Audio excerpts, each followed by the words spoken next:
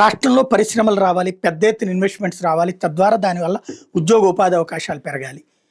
అయితే స్థలం ఇవ్వడం అన్న దాంట్లో తప్పులేదు. 100 కాదు 1000 ఎకరాలు ఇవ్వండి, లీజ్ తీసుకోండి, లేదా లీజుకి ఫ్రీగా ఇవ్వండి, ఏ డబ్బులు కట్టదా, నువ్వు వచ్చి పరిశ్రమ పెట్టుకో చాలని చెప్పండి. కానీ అమ్మేయడం ఏంటి? వాళ్ళకి 99 పైసలకు అమ్మడం ఏంటి, లేకపోతే రూపాయికి అమ్మడం ఏంటి? విక్రయం అంటే ఏంటి? వాడి చేతికి ఇచ్చాం, వాడు ఏమంటాడు? 10,000 ఉద్యోగాలు ఇస్తాను, 20,000 ఉద్యోగాలు ఇస్తానని చెప్పాడు. కాబట్టి వాడికి ఎంత ఇచ్చాం? రూపాయికి అన్నట్టు. వాడు తీసుకున్నాక రేపు ఉద్యోగాలు పెట్టడం, అప్పుడు రిజిస్ట్రేషన్ క్యాన్సిల్ కుదురుద్దా? సాధ్యం అవుతుందా? ఆ భూమి వాడు అమ్ముకోవచ్చు కదా. అదేమంటే వాడేం చెప్తున్నాడు? ఏ కంపెనీ వాడైనా సరే లీజ్ అయితే కనుక బ్యాంకుల్లోనే ఇవ్వట్లేదు అంటాడు. పెద్ద పెద్ద కంపెనీలకు అట్లా ఉండదు. టీసీఎస్ వాడికి ఎవడండి ఇవ్వండి లోను? ఇవ్వబోతే బ్యాంకులే తీసి అవతల పడేయచ్చు. కేంద్ర ప్రభుత్వం పెద్దది కావాలంటే ఎందుకు ఇరు?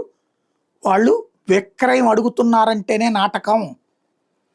వాళ్ళు ఇప్పుడు ఇదివరకు 20 లక్షల కోట్లు 30 లక్షల కోట్లు పెట్టుబడులు అని చెప్పేశాం.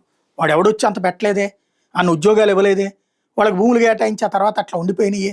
లేకపోతే రాజశేఖర రెడ్డి హయాంలో ఆ లేపాక్షి నాలెడ్జ్ జబ్బులు ఇట్లాంటివి ఉన్నాయి.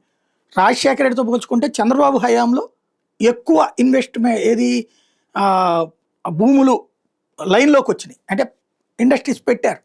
రాజశేఖర రెడ్డి హయాంలోది హైదరాబాద్లో పెట్టారు, కానీ ఆంధ్రాలో మాత్రం మోసం చేశారు. అంటే మోసం అంటే కేసులు పాలైంది. ఏది లేపాక్షి నాలెడ్జ్ జాబ్ కావచ్చు, తర్వాత నా ప్రకాశం జిల్లాలో ఉన్నటువంటిది కావచ్చు, ఇవన్నీ కూడా. ఇప్పుడు ఆ విషయంలో బాబు గారి మీద నమ్మకం ఉంటుంది. మెయిన్ సమస్యల్లా ఇది వాళ్ళకి విక్రయం. ఇప్పుడు టీసీఎస్కి సంబంధించి భూమి ఇస్తున్నట్టు ప్రకటించారు, లీజ్ అన్నారు కోర్టులో మొదటి వాదనలో. ఇప్పుడు జీవో ఇచ్చేటప్పటికి అమ్మకం అని పెట్టారు. క్రయం, రిజిస్ట్రేషన్ అంటే ఏంటి? విక్రయం. దాన్ని వడ్డే శోభనాశ్వరరావు గారు మాజీ మంత్రి హైకోర్టులో పిటిషన్ వేస్తే హైకోర్టు నోటీస్ ఇచ్చింది. ఏంటి సమాధానం చెప్పండి? ఇప్పుడు ఏం చెప్తారో చూడాలి.